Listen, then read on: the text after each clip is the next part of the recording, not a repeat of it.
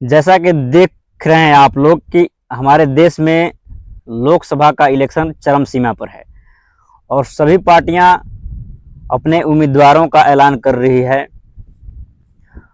और ऐसे उम्मीदवारों का ऐलान कर रही है जिसको जनता नाम तक भी नहीं जानती और उसको पहचानती भी नहीं है।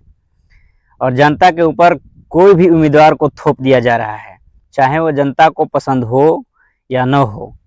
जनता के ऊपर उम्मीदवार को थोप दिया जा रहा है, चाहे वो किसी भी तरह का उसका बैकग्राउंड हो, वो कुछ भी करता हो, लेकिन पार्टियों के दम पर वो सदन में पहुंच जाता है। तो ये हमारे देश का दुर्भाग्य है कि हमारी जनता, जो भोली भाली जनता है, वो ऊपर के नेताओं को देखकर वोट देती है, जो कि अपने लोकल क्षेत्र के जो नेता होते हैं उसे देखकर वोट नहीं करती है। और किसी भी कहीं से भी कोई आ जाता है चुनाव लड़ने के लिए तो उसको जानती भी नहीं है जनता, फिर भी ऊपर के जो लीडर हैं उनके नाम पर वोट कर देती है हमारी जनता। तो आइए हम समझते हैं कि एक लोकल क्षेत्र के उम्मीदवार और एक बाहरी उम्मीदवार को आपके क्षेत्र से चुनाव लड़ने से क्या फ़ायदा और नुकसान हो सकता है, जबकि बहुत सारे हमारे क्षेत्र के ऐसे लोग हैं जो उनको जानते तक भी नहीं हैं। तो ऐसा होता है, सभी पार्टियां लगभग ऐसा करती है कि जनता के ऊपर किसी भी उम्मीदवार को थोप देती है। तो सबसे पहले समझते हैं कि इसके लोकल क्षेत्र के जो अपने इलाके के जो लोग लड़ेंगे उससे फ़ायदा क्या होगा। जब हमारे ही क्षेत्र के जो लोग लड़ेंगे हमारे चुनाव, तो अपने लोकल जो मुद्दे होते हैं उनको सदन में पेश करेंगे।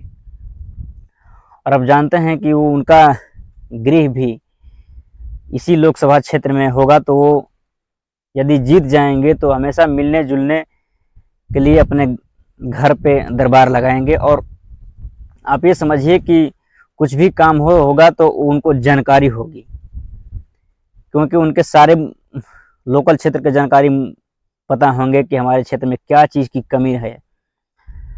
और जब बाहरी उम्मीदवार आते हैं तो उनको समझने में 5 साल लग जाएगा। वो उनको ये पता नहीं है कि इस क्षेत्र के, क्योंकि यहाँ पे वो घूमे नहीं हैं, तो उनको क्या पता है कि यहाँ पे क्या चीज़ की कमी है। तो पहले धीरे धीरे घूमेंगे, जनता से मिलेंगे, उनका जान पहचान बढ़ाएंगे, तब जाकर 5 साल तो मतलब इसी तरह बीत जाएगा। लेकिन जो लोकल उम्मीदवार होंगे, आधा से अधिक लोगों को तो इसी तरह जानते होंगे और लगभग सभी समस्याओं को, अपने क्षेत्र की सभी समस्याओं को जानते होंगे। तो आप लोकल उम्मीदवार चुनिए, अपने क्षेत्र के उम्मीदवार को चुनिए। ये मत समझिए कि कोई कहीं से भी उठाकर आ गया तो उसको वोट कर दीजिए, क्योंकि आपके भविष्य इन नेताओं की भी जिम्मेदारी होती है। तो आप अपने भविष्य के भी बारे में आप जानिए, अपने मुद्दा के बारे में जानिए। जो लोकल क्षेत्र का जो नेता होगा वो नहीं भी करेगा तो कुछ तो जरूर करेगा, और जो बाहरी उम्मीदवार आएगा आपका, तो जो काम होगा उसका यहाँ पर तभी वो आएगा, नहीं तो यहाँ पे नहीं आएगा। वो दिल्ली में रहेगा, अपना जहाँ उसका निजी स्थान है वहाँ पे रहेगा। केवल कोई सार्वजनिक काम होगा तब यहाँ पे काम करने आएगा। तो इसलिए आप अपने क्षेत्र के ही उम्मीदवारों को चुनिए।